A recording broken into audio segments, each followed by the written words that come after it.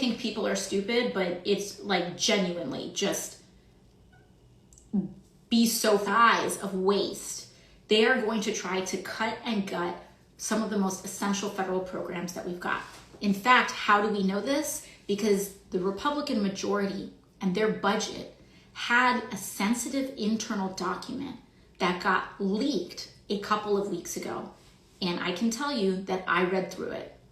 And they identified bit by bit everything from the mortgage interest tax deduction to, which I raised a couple of weeks ago, to Medicaid itself. They have identified as wanting to eliminate in order to pay for Elon Musk's tax breaks, Jeff Bezos's tax breaks, Mark Zuckerberg's tax breaks, and other giveaways and other sorts of giveaways to the wealthiest people and corporations in this country. And the biggest one, lock in everybody, okay? The biggest one that they are going after is Medicaid, okay?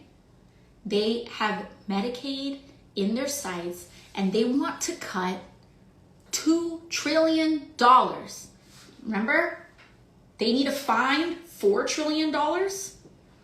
And they've got like maybe, this is $4 trillion. They maybe have like one knuckle in tax increases in terms of paying for that. They maybe have like one knuckle in tax increases on middle class and low income people. You're just not going to get that money for it. And they do not have, I mean, you can cut every wasteful practice and you're not going to get close. Because by the way, what are they not going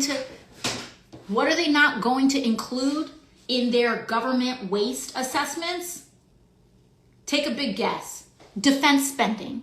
One of the biggest areas of federal expenditure and waste that we see. I sat on the oversight committee, y'all. I have seen defense contractors price gouge and loot the public in such inordinate ways. And you all can tell me, service members who are tuned in right now, you all see it all the time. Like the how a lot of things don't add up because it's defense contractors who are making a killing.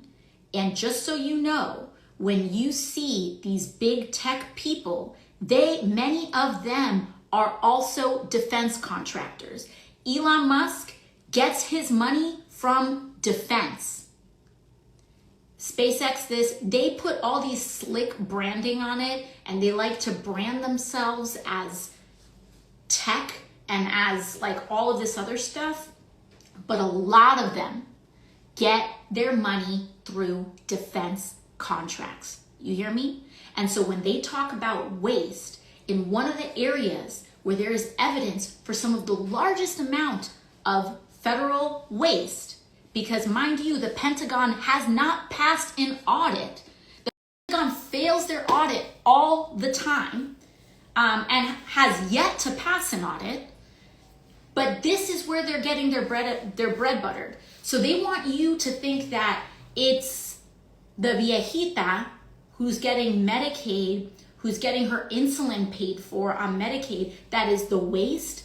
Because what they don't want you to do is to look at U.S. defense spending, particularly defense contractors, and even in that under area of defense contractors, their defense contracts. Microsoft, Amazon, a lot of these AI initiatives, defense contracts, which by the way should not be legal. And we saw this. We saw some of the early use of AI being used in war, which in a way should absolutely be illegal. Robots make mistakes, and if you accidentally bomb a building or just bomb a building indiscriminately without proper human oversight, which by the way we saw initially tested on Palestinians in Gaza, but that's not going to stop there. If you allow that to continue, it can continue. So anyways, what they don't want you to look at is their defense contracts. Also, Amazon, Microsoft, their integrations with ICE and immigration as well. I'm going to get to these things, but we have to lay out the full landscape, okay? So if we want to know what the motivation is, why this is happening, understand that it is deeply tied to the deadline that billionaires and the rich are confronting right now this year in 2025. And what they want to do is suspend the actual assistance that you receive, whether it is through education, whether it's through healthcare, etc. They want to suspend that and gut that in order to finance their own public looting and public coffers, okay? So when you see these plane crashes, when you see the disruptions with air traffic controllers and things like this, or when you see all this stuff that's happening at the FAA, understand again, that happened, like this happened, and what happened, the FAA administrator was on leave. He had retired. Why? Because he had challenged SpaceX and wanted to find SpaceX. So understand, when you see all this stuff happening, it's not all random overwhelm. It's about the money. Immigration, these massive expansions on immigration, they want you to believe that they're only going after criminals. They're going after everybody. They even arrested Puerto Ricans. They're going after everybody. And understand that this is how indiscriminate they are being. And they are doing this because also, you know who finances a lot of Republican campaigns? The private prison industry. They know that they actually can't deport all of these people at once in one go. And what do when you grab someone off the street but you can't deport them for a long time? You build private prison camps. And this is all, we already saw them start to do that. And this is, especially with passage of certain legislation, this is what it's set to do. Okay? So understand the central motivations here. This is about preying on working class people and stoking racial division so that working people turn against one another in order to vacuum and suck up what little is left of American public infrastructure and life and hand it over to Elon Musk, Jeff Bezos, and all these corporations, etc. Okay? It's important to lay that out. Now, what do we do? Okay? What do we do about it? There are just like, okay? I know y'all are I can already hear, but just lock in for a second. Just like these problems can seem comprehensive and also overwhelming and complex, understand that we outnumber them. We outnumber them, okay? The people outnumber the 1%. The people, and it's not just about 1% and 99, it's not just about that too. Also, everyday people of all sorts of income brackets also overwhelm the number of the corrupt, okay? Understand our strategic advantages in this moment. We outnumber them. Do not forget that. We outnumber them so dramatically that they have to try to control media and communication channels and apps, etc., because they want to and need to invoke docility, passivity in the masses in order for them to get away with what they're doing. Even before this most recent movie season, I would always make the comparison to The Wizard of Oz. But so it's not just a wicked thing, okay? Understand that authoritarians are kind of like the wizard in The Wizard of Oz. They rely not on their actual power. They rely on their perceived power. So, principle number 1 in what you can do is that when one of these things comes to your backyard, when it actually, when it comes to you, and I will give examples, But when it comes to you, when it does, you can resist. And what that happens over millions of people is that you generate enough friction that they cannot go as fast as they want to go, okay? So I'm going to give you some examples that have already been working. Let's start with immigration and ICE. When people say, what can we do? You can do the things that apply to you. In my community, we are a heavily immigrant community. And so ICE raids deeply affect and disrupt our community. And the prospect of ICE raids deeply disrupt and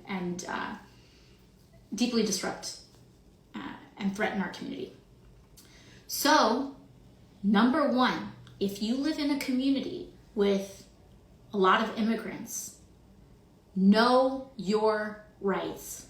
That's one tangible thing you can do that I want you to do. And I'm going to go through what that means. And that means know your rights if you are a US citizen as well. Okay? Here's one way that we're going to create some friction in this system. Okay? Tom Homan, who's directing a lot of these ICE operations nationally, etc. He went on TV practically crying. This dude was whining his ass off because ICE went into the city of Chicago and Chicago had prepared for them. Community organizers, activists, and their mayor and local elected officials who were solid on this issue, they educated the city on their legal rights. Because what ICE tries to do is that they rely on people not knowing their rights in order to enter buildings, in order to search workplaces, etc.